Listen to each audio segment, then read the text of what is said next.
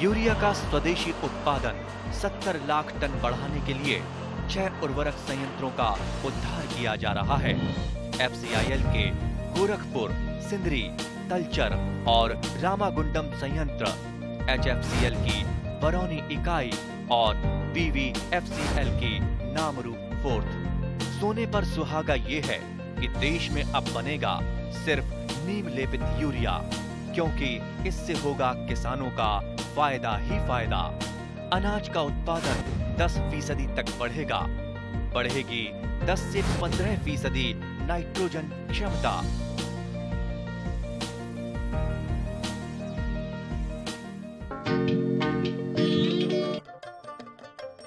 उच्च मूल्যমান বিশিষ্ট খেতিৰ জৰিয়তে কৃষকসকলে কম মাটিতে অধিক আয় পোৱাটো সম্ভৱ। বানপানীমুক্ত ওখ কৃষিভূমিৰ বাবে উপযোগী এবিধ উচ্চ মূল্য বিশিষ্ট খেতি হ'ব পাৰে আগতীয়াকৈ কৰা ফুলকবি, বন্ধাকবিৰ খেতি। কৃষি বিজ্ঞানে উদ্ভাৱন কৰা বৰ্ণসংকৰ অৰ্থাৎ হাইব্ৰিড বীজে জুন মাহতে বীজ সিঁচি আগষ্ট মাহত আগতীয়াকৈ ফুলকবি, বন্ধাকবি বজাৰত উলিয়াই দিব পৰাটো সম্ভৱপৰ কৰি তুলিছে। দৰং জিলাৰ খাৰুপেটীয়া বেছিমাৰী অঞ্চলৰ বহু সংখ্যক কৃষক এতিয়া আগ্ৰহী হৈ উঠিছে আবতৰীয়া পাচলি উৎপাদনৰ কামত। অৱশ্যে কেৱল আগতীয়াই নহয়, আবতৰীয়া পাচলি উৎপাদনে নুমলীয়াকৈ অৰ্থাৎ এপ্ৰিল-মে মাহত বজাৰ উপলব্ধ ফুলকবি, বন্ধাকবিৰ খেতিও সামৰি লোৱা দেখা যায়। বহুতে ক'ব খোজে যে আবতৰীয়া ফুলকবি, বন্ধাকবিৰ বাবে সংৰক্ষিত পদ্ধতি অৰ্থাৎ পলি হাউচ নতুবা বৰষুণ আশ্ৰয়স্থলী ৰেইন শেল্টাৰৰ আৱশ্যক। পিছে বাস্তৱ ক্ষেত্ৰত তেনে নহয়। মুক্ত আকাশৰ তলতো বহু সংখ্যক কৃষকে আবতৰীয়া পাচলি খেতি কৰি অধিক আয় পাব পাৰে। মে' জুন মাহতে বীজতলীত বীজ সিঁচি আগষ্ট মাহত বজাৰত উপলব্ধ কৰিব পৰা ফুলকবিৰ জাত হৈছে দামিনী আৰু CFL 1522। এই দুটা জাতৰ ফুলকবি আগতীয়াকৈ বজাৰত উলিয়াই কৃষকসকলে প্ৰতি কিলোগ্ৰামত 80 পৰা 100 টকা পৰ্যন্ত পাব পাৰে। অৱশ্যে আগতীয়াকৈ কৰা ফুলকবি নতুবা বন্ধাকবিৰ ক্ষেত্ৰত ল'বলগীয়া যতনো বেছি। আগতীয়া ফুলকবি, বন্ধাকবিৰ খেতিৰ বাবে আগ্ৰহী এগৰাকী খাৰুপেটীয়া অঞ্চলৰ মহিলা কৃষক সুলেমা খাতুন। আপোনাৰ ঘৰত কি কি খেতি আছে? আমাৰ ঘৰত বন্ধাকবি আছে, তাৰপিছত ফুলকবি আছে, তাৰপিছত বেঙেনা আছে, তাৰপিছত জলকীয়া আছে। ধান বা এইবিলাক খেতি নকৰে নেকি? ধান কৰোঁ, ওৱা কৰোঁ, ওৱা কৰোঁ। আহু ধান আৰু এই সৰি মৰাপাট মৰাপাট নকৰোঁ। এই যে এইবিলাক খেতি কৰিছে, তাৰ ভিতৰত আপুনি কৈছে যে ফুলকবি আছে, বন্ধাকবি আছে আৰু বিলাহী, বেঙেনা আছে। এই গোটেইকেইটা যিমানকেইটা খেতি কৰিলে, এই খেতিবিলাক আপুনি নিজে কৰেনে? নিজে কৰোঁ। মোৰ ল'ৰা আছে, ল'ৰাকেইটা কৰে। ল'ৰা আছে, ল'ৰাই কৰে? ল'ৰাই কৰে নে আপুনি কৰে? মই কৰোঁ। নিজে কৰে আৰু সিহঁতেও আপোনাক সহায় কৰে? সহায় কৰে। অকল নিজৰ কাৰণে কৰে নে বিক্ৰী কৰিবৰ কাৰণে? মই বিক্ৰী কৰিব নেকি কৰোঁ। এতিয়া যে আপুনি পুলিবিলাক যে বনাইছে, যিবিলাক পুলি বনাইছে, এই পুলিবিলাক নিজৰ কাৰণে বনাইছে, নিজৰ খেতিত লগাব নে আপুনি বিক্ৰী কৰিব? নিজৰ ক্ষেত্ৰত গাড়ী ফালে বিক্ৰী কৰিম। নিজৰ খেতিত কিমান মাটিত কৰিব? মই এতিয়া 4 বিঘা কৰিম। 4 বিঘাত কি লগাব? 2 বিঘা বন্ধা, 2 বিঘা ফুল আৰু বাকীখিনি বিক্ৰী কৰি দিব পুলিবিলাক। এতিয়া পুলি বিক্ৰী কৰিলে মানুহে পুলি কিনিব আহেনে? পুলি বিক্ৰী নকৰোঁ, তাৰমানে বস্তু বিক্ৰী কৰোঁ। যে আপুনি পুলি বিক্ৰী নকৰে নেকি? নকৰোঁ। কোনো একো পুলিয়ে বিক্ৰী নকৰে? নকৰোঁ। অকল মানে খেতিটো কৰিব, খেতি কৰি উঠি ফুলকবি, বন্ধাকবিটো বিক্ৰী কৰি দিব বা বেঙেনা বিক্ৰী কৰি দিব। এতিয়া যে আগতীয়াকৈ কৰিছে, আপুনি কেতিয়া ছটিয়াইছে এইটো? এইটো আজিতো আগষ্টৰ, এতিয়া আজি মোটামুটি 8-10 তাৰিখ পালে। আপুনি কেতিয়া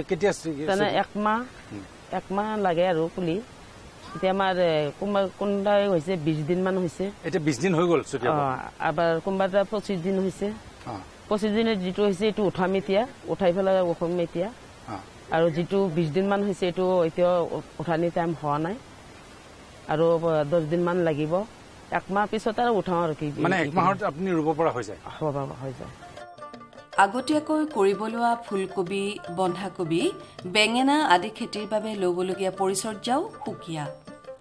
বিশেষকৈ পুলিবাৰীত পুলি উৎপাদন কৰোঁতে কম খৰচতে 0.5 কিলোগ্ৰাম ওজনৰ পাতল পলিথিন আৰু 2ডাল বাঁহেৰে সৰু সৰু বৰষুণ আশ্ৰয়স্থলী নতুবা ৰেইন শেল্টাৰ প্ৰস্তুত কৰি ল'ব লাগে। এই ৰেইন শেল্টাৰত গুটি সিঁচি 25 পৰা 30 দিন পিছত মুকলি আকাশৰ তলত ৰোপণ কৰি 60 পৰা 65 দিনৰ ভিতৰতে চপাব পৰা খেতিডৰাৰ পৰা খেতিয়কজনে যথেষ্ট আয় পাব পাৰে। পিছে পৰ্যাপ্ত পৰিমাণৰ পচন সাৰ, সুষম হাৰত ৰাসায়নিক সাৰৰ ব্যৱহাৰ, পোক পৰুৱা, বেমাৰ আজাৰৰ পৰা ৰক্ষা কৰিবলগীয়া ব্যৱস্থাৰ বাবে একেডৰা খেতিত হ'ব পৰা ব্যয়ো যথেষ্ট বেছি। আগতীয়াকৈ ফুলকবিৰ খেতি কৰা কৃষক একোজনৰ 20,000 পৰা 25,000 টকা পৰ্যন্ত প্ৰতি বিঘাত খৰচ হয়। এনে খৰচৰ বিপৰীতে এখন নিশ্চিত বজাৰে কৃষকসকলক দিব পাৰে যথেষ্ট আয়, যি আয়ৰ পৰিমাণ বিঘাই প্ৰতি হয়গৈ 50,000 পৰা 60,000 টকা পৰ্যন্ত। এনেবোৰ দিশৰ ওপৰত আলোকপাত কৰি খাৰুপেটীয়াৰ বাহাবাৰীৰ এগৰাকী প্ৰগতিশীল কৃষক শ্বাহজাহান আলীয়ে এনেদৰে কয়। এই গোটেই আমি অঞ্চলটোত যিটো য'ত থিয় হৈ আছো তাত বিভিন্ন ধৰণৰ খেতি দেখিছো। তাৰ ভিতৰত কি কি মেইন খেতি আছে ইয়াতে? ইয়াত মেইন খেতি বেছিভাগ ভেজিটেবল বৰ্তমান আৰম্ভ হৈছে। ফুলকবি, বন্ধাকবি, টমাটো আৰু আপোনাৰ বেঙেনা, ভেন্দি আছে, লেচেৰা, বিভিন্ন প্ৰকাৰৰ ইয়াতে শাক পাচলি উৎপাদন হয় ইয়াতে। এতিয়া কিন্তু আমি দেখিছো এই যে আপোনালোকে কৰিছে ফুলকবি, বন্ধাকবি বহুত আগতীয়াকে কৰিছে নহয় জানো? হয়, আগতীয়া। এইটো কি অফ চিজন নেকি বস্তুটো? এইটো অফ চিজন মানে আৰ্লি বুলি কয়। আৰ্লি মানে এই আগতীয়াকে যে কৰিলে শাক পাচলি খেতিটো, আগতীয়াকে আপোনালোকে কেতিয়া আৰম্ভ কৰে? আগতীয়া আমি এইটো হ'ল আপোনাৰ ইমাহ আগষ্ট, ছেপ্টেম্বৰৰ ফাৰ্ষ্ট উইকতে আগষ্ট নহয়, আমি ফাগুনতে লগাওঁ ফাৰ্ষ্টত। মানে আপুনি নহয় লগাও মানে আপোনালোকে পুলিবিলাক বেৰত পেলোৱা হয় যেতিয়া লগাব না, তেতিয়া আপুনি আহাৰ মাহত লগাব নহয়? লগাব লাগে। এতিয়াতো শাওন চলি আছে, আহাৰত লগোৱাৰ পিছত এতিয়া শাওনত ৰোৱা কাম হয় আৰু শাওন ৰুব। আৰু বজাৰত কেতিয়া উলিয়াই দিব? বজাৰত 3 মাহ পিছত উলিয়াই দিওঁ আমি। 3 মাহ 2.5 মাহ লাগে আৰু 2.5 মাহ। তাৰমানে আপুনি ধৰক আহাৰত যদি লগাই আহাৰ, শাওন, ভাদ, আহিনত বজাৰলৈ গুচি যাব। আহিনৰ আগতে ওলাই যাব। 75 ডেজত আহে আমাৰ। 75 ডেজত আপোনাৰ বজাৰত আহি ওলাই যায়। মানে একেলগে গুটিবিলাক নিসিঁচে নেকি? একেলগে নিসিঁচো। কিছুমান মানে আগা পিছাকৈ সিঁচা হয়। ভেৰাইটি ৱাইজ কথা আছে। কিছুমান লেট ভেৰাইটি আছে, মিডিয়াম ভেৰাইটি আছে। আগতে ভেৰাইটি কেইটা আমি আহাৰতে কৰো। আগতে কি ভেৰাইটি আছে? আগতীয়া ভেৰাইটি আছে আপোনাৰ ফুলকবি হ'ল আপোনাৰ 1522 চিজিনটা কোম্পানী যিটো কয়। তাৰপিছত ৱাণ্ডাৰ বল, বন্ধাকবি আৰু বেঙেনাবিলাক লোকেল বেঙেনাই হয়। তাৰ ভিতৰত আপোনাৰ এই ৰাভাদা বুলি এটা বেঙেনা আছে। এইটো বেঙেনা জাতটো ভাল। যোৱাবাৰো খেতিয়কবিলাক কৰিছিল, ভাল উৎপাদন পাইছে। এইবিলাক কৰে আৰু এতিয়া চব খেতি আগতীয়াকে কৰিব নোৱাৰে নেকি? আগতীয়াকে বা অৱতৰত কিছুমানে সুবিধা পাইছে, কিছুমানে মাটিটো অলপ মানে এটা ছিজন নকৰে, মানে এটাৰ পিছত এটা কৰিয়ে থাকে আৰু আৰ্লি মিডিয়াম ভেৰাইটি। আচ্ছা, তাৰমানে এইটো ষ্টেগাৰ্ড কৰি মানে একেলগে নকৰে, কিছুমানে আৰ্লি কৰিব, মিডিয়াম কৰিব, লেটো কৰে। লেট কৰিব। কিন্তু কোনটোত বেছি লাভ হয়? আৰ্লিটো লাভ বেছি হয়। মানে কিহৰ কাৰণে? আৰ্লিটো বজাৰটো ভাল থাকে, বজাৰৰ চাহিদাও ভাল থাকে। তাৰপিছত আপোনাৰ পোক পৰুৱাৰ আক্ৰমণটো কম থাকে আৰ্লিটো। যিটো সময়ত কৃষকসকলে উৎপাদিত পাচলিৰ উচিত বজাৰ মূল্যৰ অভাৱত হাহাকাৰ কৰিবলগীয়া হয়, সেই সময়তে শস্যৰ সাল সলনি আৰু সময়ৰ সাল সলনিৰ জৰিয়তে এখনি নিশ্চিত বজাৰ তথা অধিক দাম পাবলৈ সক্ষম হোৱাৰ মূলতে হ'ল পৰিকল্পিত কৃষি ব্যৱস্থা। আগতীয়াকৈ ফুলকবি আৰু বন্ধাকবিৰ ক্ষেত্ৰত ল'বলগীয়া যতন যিহেতু অধিক, সেয়েহে পচন সাৰ, ৰাসায়নিক সাৰ, কীটনাশক দৰৱ, ভেঁকুৰনাশক দৰৱ আদি ব্যৱহাৰৰ ক্ষেত্ৰতো যথেষ্ট সচেতন হোৱা আৱশ্যক। উৎপাদিত পাচলিসমূহ সতেজ আৰু ৰাসায়নিক দৰৱমুক্ত অৰ্থাৎ স্বাস্থ্যসন্মত হোৱাটোৰ ওপৰত গুৰুত্ব দিলেহে এখনি নিশ্চিত বজাৰ দখল কৰিব পৰাটো সম্ভৱ।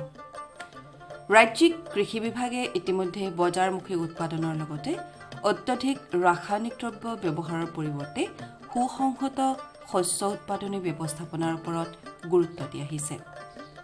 পাচলি উৎপাদনৰ ক্ষেত্ৰত অতিকৈ গুৰুত্ব পোৱা দিশ দুটা হৈছে সুসংহত শস্য উৎপাদনী ব্যৱস্থাৰ হকে হাতত ল'বলগীয়া সুসংহত পুষ্টি যোগান আৰু সুসংহত শস্য সুৰক্ষা ব্যৱস্থাপনা, যাক চমুকৈ কোৱা হয় INM আৰু IPM।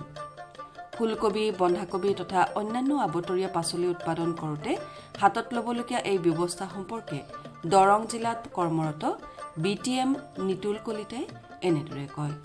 বেছিমাৰীয়া খাৰুপেটীয়া অঞ্চল বুলি অসমৰ বিখ্যাত। ইয়াত চব্জিৰ কাৰণে, ভেজিটেবলৰ কাৰণে সমগ্ৰ অসম বা নৰ্থ ইষ্টৰ হাব হিচাপে দেখা যায়। আৰু এই ক্ষেত্ৰত মানে কি আমাৰ বেছিমাৰীয়া যিখিনি অঞ্চল আছে, বেছিমাৰীয়া অঞ্চলত আমাৰ শাক চব্জিৰ ভিতৰত যদি আমি চাওঁ, তেতিয়াহ'লে ফুলকবি, বন্ধাকবি, ওলকবি, ৰঙালাও, পানীলাও, আপোনাৰ ঠিক তেনেদৰে আপোনাৰ তিতা কেৰেলা, ভাত কেৰেলা, বিভিন্ন যিমানখিনি চব্জি আছে, এই গোটেইখিনি চব্জি এই বেছিমাৰী খাৰুপেটীয়া অঞ্চলৰ পৰা আপোনাৰ বিভিন্ন ভাৰতবৰ্ষ বা অসমৰ বিভিন্ন অঞ্চললৈ আপোনাৰ গৈ থাকে। আৰু তাৰ ভিতৰত আমি ক'বলৈ গ'লে যদি আমাৰ এইখিনি সময়ত আমাৰ যদিও আমাৰ ৰবি শস্য বুলি কোৱা যালৈকে আমি ছেপ্টেম্বৰ বা অক্টোবৰ মাহৰ পৰা আমি ৰবি শস্যটো আৰম্ভ কৰোঁ, কিন্তু খাৰুপেটীয়া আমাৰ বেছিমাৰী অঞ্চলটোত যেতিয়া আমি ফুলকবি আৰম্ভ কৰে কৃষকসকলে প্ৰায় জুনৰ প্ৰথম সপ্তাহতে তেওঁলোকে ফুলকবিখিনি আপোনাৰ গুটি পেলাবলৈ আৰম্ভ কৰি দিয়ে। আৰু জুনৰ প্ৰথম সপ্তাহৰ পৰা যেতিয়া গুটি পেলাব আৰম্ভ কৰে, যেতিয়া জুলাইৰ প্ৰথম সপ্তাহতে তেওঁলোকে ফুলকবিবোৰ আপোনাৰ লগাব পৰা হৈ যায়। আৰু তেতিয়া প্ৰায় আগষ্টৰ শেষৰ পিনে বা ছেপ্টেম্বৰৰ প্ৰথম সপ্তাহৰ পৰাই তেওঁলোকে ফুলকবি বা বন্ধাকবিও বিক্ৰী কৰিব পৰা হৈ যায়। গতিকে এই ক্ষেত্ৰত যদি আমি চাওঁ যে এজন কৃষকে আমি আগতীয়াকৈ ফুলকবি বা বন্ধাকবি লগালে কেনেকুৱা ধৰণৰ লাভ পায়, বা তেওঁলোকে যদি পিছত কৰে তেওঁলোকৰ কেনেকুৱা ধৰণৰ লাভ পায়, কেনেকুৱা হয়। এতিয়া এটা কথা আছে কি যে আমাৰ ফুলকবি, আমাৰ এই অঞ্চলৰ কৃষকসকলে বিভিন্ন ধৰণৰ আমাৰ ফুলকবিৰ জাত আছে। আগতে আমাৰ কথা আছিল যে হাইল্ডিং ভেৰাইটি আৰু হাইব্ৰিড ভেৰাইটি কথা আছে, যে হাইল্ডিং ভেৰাইটি যিবোৰ আমাৰ মানে আছে, সেই হাইল্ডিং ভেৰাইটিবোৰ কি হয়, আমাৰ সচৰাচৰ আমাৰ যেতিয়া ঠাণ্ডাটো আহে, অৰ্থাৎ টেম্পাৰেচাৰটো কমি আহে, তেতিয়াই হাইল্ডিং ভেৰাইটিবোৰ ৰবি শস্যৰ কাৰণে আমাৰ মানে চুইটেবল হয়।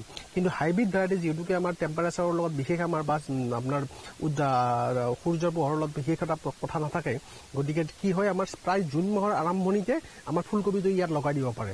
গতিকে জুন মাহৰ প্ৰথম সপ্তাহত যদি তেওঁলোকে ফুলকবিটো লগাই দিয়াৰ লগে লগে আপোনাৰ প্ৰায় 25 দিন পিছত, অৰ্থাৎ জুনৰ শেষৰ পিনে বা জুলাইৰ প্ৰথম সপ্তাহতে তেওঁলোকে কি কৰিব পাৰে, ফুলকবিটো আপোনাৰ ট্ৰেন্সপ্লেণ্টিং কৰিব পাৰে।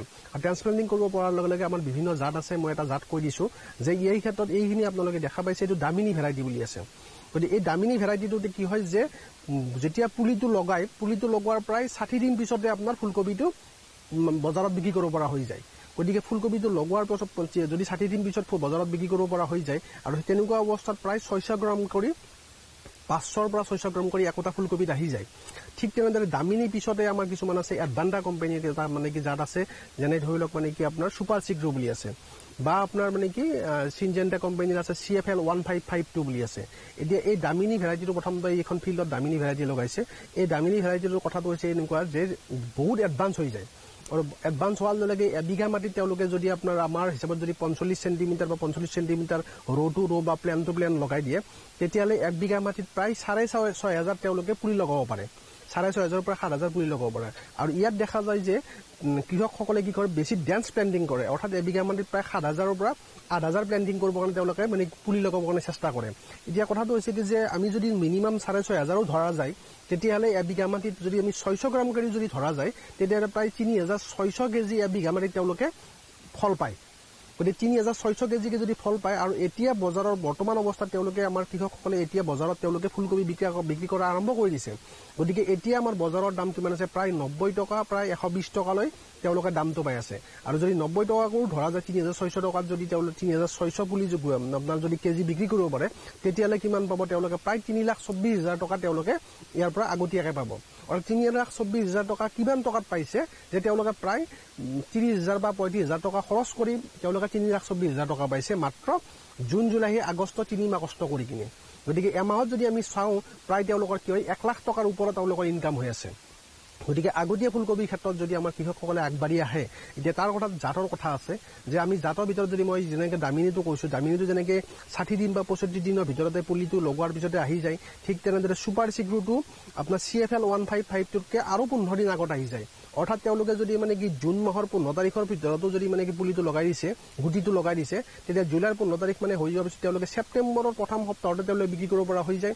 ঠিক তেনেদৰে CFL টো যদি লগাই দিয়ে, CFL টো আপোনাৰ 1552 মাহটো 1522 যদি লগাই দিয়ে ঠিক তেনেদৰে অক্টোবৰৰ প্ৰথম সপ্তাহলৈ বা ছেপ্টেম্বৰৰ লাষ্ট সপ্তাহতো বিক্ৰী কৰিব পৰা হৈ যায়। আবতৰীয়াকৈ কৰিবলগীয়া ফুলকবি নতুবা বন্ধাকবি খেতিডৰাত যথেষ্ট পৰিচৰ্যাৰ আৱশ্যক। বীজতলী হিচাপে ব্যৱহাৰ কৰিবলগীয়া ঠাইখিনি বনবাত নিৰণি কৰি চাফ চিকুণ কৰি ৰখা দৰকাৰ, অন্যথা অপকাৰী কীট-পতংগৰ উপদ্ৰৱ বৃদ্ধি পাব পাৰে।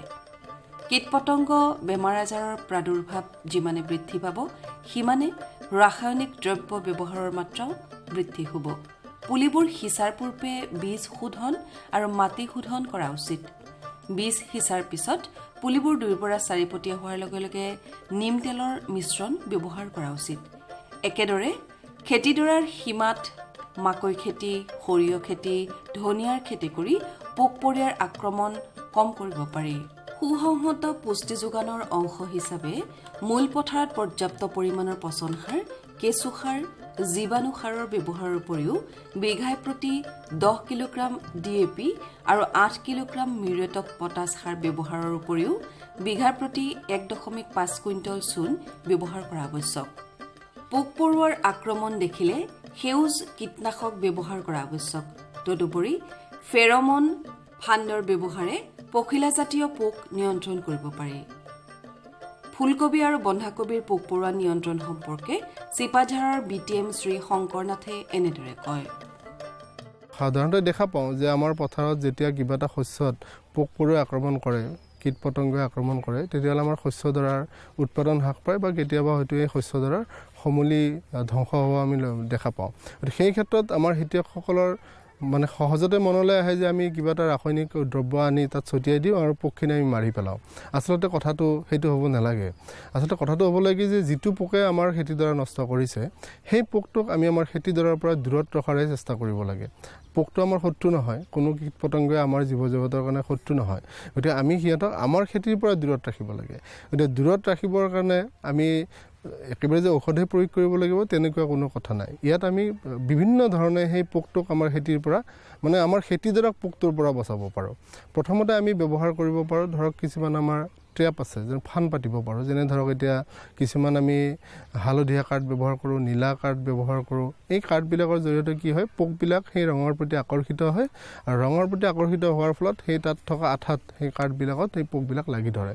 শস্যৰ আমাৰ বিভিন্ন খোহনি পোক যিবিলাকে শস্যৰ পাতৰ পৰা শস্যৰ ৰস শুহি খায়, সেই খোহনি পোকবিলাক আমি এই হালধীয়া নীলা কাঠ ব্যৱহাৰ কৰি পেলাই নিয়ন্ত্ৰণত ৰাখিব পাৰোঁ। তাত কোনো ধৰণৰ ৰাসায়নিক দ্ৰব্য প্ৰয়োগ কৰাৰ দৰকাৰ নহয়। আনহাতে আমি কিছুমান পোকক যেনে ধৰক আমি সঘনে দেখা পাওঁ যে আমাৰ যিবিলাক শস্য আছে, যেনে শাক পাচলিৰ শস্য যেনে লাও, কোমোৰা, জিকা, ভোল ইত্যাদিত আমাৰ এটা পোকে বিন্ধা কৰে, মানে ফলটোত বিন্ধা কৰা পোক এটা থাকে, মানে যিটো আমি বৰাৰ বুলি কওঁ, তেনেকুৱা বা ফ্ৰুইট ফ্লাই বুলি কওঁ। এইবিলাক পোকক কণ্ট্ৰল কৰিবৰ কাৰণে আমি কিছুমান ফেৰমন ট্ৰেপ ব্যৱহাৰ কৰিব পাৰোঁ। এই ফেৰমন ট্ৰেপসমূহৰ দ্বাৰা এই পোকসমূহ আকৰ্ষিত হয় আৰু আমি সহজে পোকসমূহক ধৰি এই পোকসমূহক আমি ধ্বংস কৰিব পাৰোঁ বা আমি দূৰত এৰি দিব পাৰোঁ। ঠিক তেনেকৈ আমাৰ শস্যডৰাত প্ৰাকৃতিকভাৱে কিছুমান আমাৰ বন্ধু কীট পতংগ থাকে, সেইবিলাক উপকাৰী কীট পতংগ। সেই কীট পতংগসমূহে কি কৰে, যিবিলাক আমাৰ অপকাৰী কীট পতংগ, সেই অপকাৰী কীট পতংগসমূহক নিয়ন্ত্ৰণত ৰাখে বা সেই উপকাৰী পোক পতংগক কেতিয়াবা নিজে খায়, নতুবা সিহঁতৰ কণী ধ্বংস কৰে বা সিহঁতৰ যিটো লাইফ চাইকেল সেই লাইফ চাইকেলটোত হেম্পাৰ কৰে।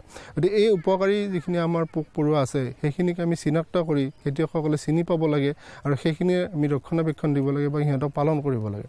ট্ৰাইকোডাৰ্মা ঠিক তেনেকুৱা ধৰণৰ এটা পোক, যিটো পোকৰ জৰিয়তে আমি কিছুমান বৰাৰৰ নিচিনা পোক, যেনে আমাৰ আপোনাৰ ধানৰ মজা খোৱা পোক, নতুবা আমাৰ বিলাহীৰ যিটো আমাৰ বিন্ধা কৰা পোক আছে, এই পোকসমূহ আমি নিয়ন্ত্ৰণ কৰিব পাৰোঁ ট্ৰাইকোডাৰ্মা কাৰ্ডৰ জৰিয়তে। এইটো এটা সহজ পদ্ধতি যে আমি সেই ট্ৰাইকোডাৰ্মা কাৰ্ডবিলাক পথাৰত আঁৰি থ'ব লাগে বা খুটি মাৰি থৈ দিলে তাৰ পৰা অট'মেটিকেলি স্বয়ংক্ৰিয়ভাৱে আমাৰ এই বাকী যিখিনি অপকাৰী পোক আছে সেই অপকাৰী পোকখিনি নিয়ন্ত্ৰণলৈ আনিব পাৰে। ভাৰত চৰকাৰৰ প্ৰতিটো প্ৰয়াস কৃষকৰ প্ৰগতিত দি আছে এটা নতুন বিশ্বাস। দেশৰ কৃষকসকলৰ প্ৰতি সমৰ্পিত ভাৰত চৰকাৰে বিশেষকৈ উত্তৰ পূৰ্বাঞ্চল আৰু আন্দামান নিকোবৰ দ্বীপপুঞ্জৰ কৃষি অঞ্চলৰ বিকাশৰ বাবে নতুন প্ৰগতিশীল পদক্ষেপ লৈছে, যাৰ দ্বাৰা কৃষকসকলে দ্ৰুত গতিত উন্নতি কৰি আছে। কৃষি অঞ্চলৰ বিকাশৰ গতি অব্যাহত ৰাখি মাননীয় প্ৰধানমন্ত্ৰী শ্ৰী নৰেন্দ্ৰ মোদী ডাঙৰীয়াৰ নেতৃত্বত ভাৰত চৰকাৰে এক দূৰদৰ্শী নিৰ্ণয় লৈ দেশত ৰাষ্ট্ৰীয় খাদ্য তেল মিছন অইল পামৰ আৰম্ভণি কৰিছে, যাৰ দ্বাৰা উত্তৰ পূৰ্বাঞ্চলৰ ৰাজ্যসমূহ আৰু আন্দামান নিকোবৰ দ্বীপপুঞ্জৰ কৃষকসকলৰ বিশেষ লাভ হ'ব। পুঁজিৰ বিনিয়োগত বৃদ্ধি পাব, খোৱা তেলৰ আমদানিৰ ওপৰত নিৰ্ভৰ কৰাটো কম হ'ব আৰু ৰোজগাৰৰ সুবিধা সৃষ্টি হ'ব। খোৱা তেলত আত্মনিৰ্ভৰশীলতাৰ বাবে এতিয়া ৰাষ্ট্ৰীয় খাদ্য তেল মিছন অইল পামৰ সংকল্প লোৱা হৈছে। নৰ্থ ইষ্ট আৰু আন্দামান নিকোবৰ দ্বীপপুঞ্জ এনেকুৱা অঞ্চল য'ত সহজে পামৰ খেতি কৰিব পৰা যায়। পাম অইলৰ উৎপাদন হ'ব পাৰে। এই মিছনৰ অধীনত অইল পামৰ অঞ্চল আৰু উৎপাদন বঢ়োৱাত জোৰ দিয়াৰ বাবে চৰকাৰে 11,000 কোটি টকাৰো অধিক সাহায্য ৰাখি নিৰ্ধাৰিত কৰিছে। মিছনৰ অধীনত চৰকাৰে অইল পামৰ খেতিৰ বাবে ৰোপণ আদিৰ সহায়ত বৃদ্ধি ঘটাই পূৰ্বতে পাবলগীয়া প্ৰতি হেক্টৰত 12,000 টকাৰ পৰা বঢ়াই প্ৰতি হেক্টৰত 29,000 টকা কৰি দিছে। পুলি ৰোপণ সামগ্ৰীৰ অভাৱ দূৰ কৰাৰ বাবে বীজৰ উৎপাদন কৰাৰ বাবে বাগিচাকো সাহায্য প্ৰদান কৰা হ'ব, যাৰ অধীনত প্ৰতি হেক্টৰ ক্ষেত্ৰফলৰ অইল পামৰ উদ্যানৰ বাবে 1 কোটি আৰু নাৰ্চাৰী বিকাশৰ বাবে 50 লাখ টকাৰ ব্যৱস্থা আছে। 30 বছৰীয়া পুৰণা বাগিচাৰ পুনৰুদ্ধাৰৰ বাবে প্ৰতি পুলিত 250 টকাৰ এককালীন অনুদান দিয়া হ'ব। উত্তৰ পূৰ্বাঞ্চল আৰু আন্দামানৰ বিশেষ সাহায্যৰ অধীনত তাৰ অঞ্চলৰ গাঁথনি, জলবায়ু আৰু অন্য পৰিস্থিতি অনুসৰি বিভিন্ন দিশত যেনে হাফ মুন টেৰেছত প্ৰতি হেক্টৰত 4,000 টকা, জেওৰা, বায়'ফেন্সিং তথা লেণ্ড ক্লিয়াৰেন্সৰ বাবে প্ৰতি হেক্টৰত 7,000 টকা আৰু একত্ৰিত খেতিৰ বাবে প্ৰতি হেক্টৰত 10,000 টকাৰ ব্যৱস্থা আছে। প্ৰাৰম্ভিক 4 বছৰৰ সময়ত ৰক্ষণাবেক্ষণ আৰু অন্তৰ ফচলৰ বাবে প্ৰতি হেক্টৰত 50,000 টকাৰ ব্যৱস্থা আছে। কৃষকৰ বাবে ৰোজগাৰৰ সুবিধা সৃষ্টি কৰা আৰু উদ্যোগসমূহক উদগনি জনোৱাৰ বাবে 5 মেট্ৰিক টন প্ৰতি ঘণ্টা ক্ষমতাযুক্ত নতুন পাম অইল মিছনৰ প্ৰতি গোটৰ বাবে 5 কোটি টকালৈকে অনুদানৰ ব্যৱস্থা আছে আৰু ক্ষমতাত বৃদ্ধি পালে অতিৰিক্ত ধনৰাশিৰো বিকল্প আছে। আমাৰ দৰে কৃষকৰ অইল পাম মিছনৰ পৰা বহুত আশা আছে। আমাৰ লাগিছে এই যোজনা আমাৰ বাবে লাভজনক হ'ব আৰু ইয়াৰ দ্বাৰা আমাৰ উপাৰ্জনো বাঢ়িব। অইল পামৰ কৃষকসকলে সতেজ ফলৰ থোক অৰ্থাৎ FFB উৎপাদন কৰে, যাৰ বৰ্তমান মূল্য আন্তঃৰাষ্ট্ৰীয় মূল্যত হোৱা উঠানামাৰ আধাৰত নিৰ্ণয় লোৱা হয়। প্ৰথমবাৰ কেন্দ্ৰীয় চৰকাৰে সতেজ ফলৰ থোকৰ মূল্যৰ বাবে কৃষকসকলক আশ্বাস দিছে। ইয়াক প্ৰকৃত মূল্য বা BP বুলি ক'ব পাৰি, অৰ্থাৎ কৃষকসকলৰ কোনো লোকচান হ'বলৈ দিয়া নহ'ব। এই ব্যৱস্থাৰ দ্বাৰা কৃষকসকলৰ বজাৰৰ মূল্য উঠানমাৰ পৰা সংৰক্ষণ প্ৰাপ্ত হ'ব।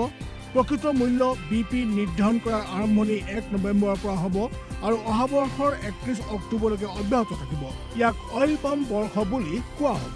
ইয়াৰ দ্বাৰা উত্তৰ পূৰ্বাঞ্চলৰ ৰাজ্যসমূহ আৰু আন্দামান নিকোবৰ দ্বীপপুঞ্জত খেতি বৰ ভাল হ'ব আৰু কৃষকসকলে আনন্দৰ হাঁহি মৰাৰ এটা নতুন কাৰণ পাব। किसान भाइयों गांठ बांध लो, गांठ बांध लो, बहुत बहुत है काम की, समृद्धि के पैगाम की। मिट्टी के मिजाज को समझो, मिट्टी के हर राज को समझो, मिट्टी की तुम जांच कराओ, मुफ्त सॉइल हेल्थ कार्ड ले जाओ। कभी मुनासिब बीज लगाओ, सही किस्म की खाद ले आओ, जितनी जरूरी उतनी डालो, सही मात्रा खुद पहचानो, इसको अपना मंत्र बना लो, मिट्टी की सेहत तो जानो।